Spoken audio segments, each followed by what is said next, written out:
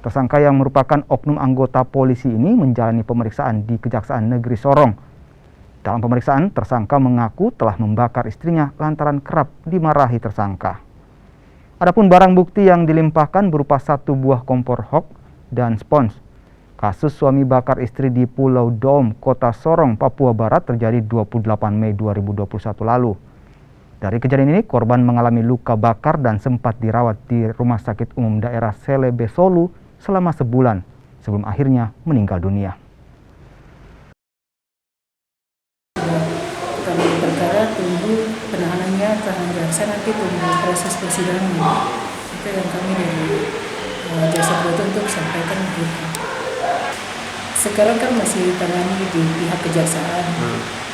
Tunggu prosesnya nanti pelimpahannya ke pengadilan. DB-nya mungkin tadi saya pikir mungkin wartawan sudah diperlihatkan dari sini.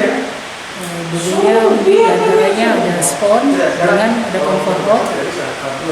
Itu saja yang mungkin kami sampaikan.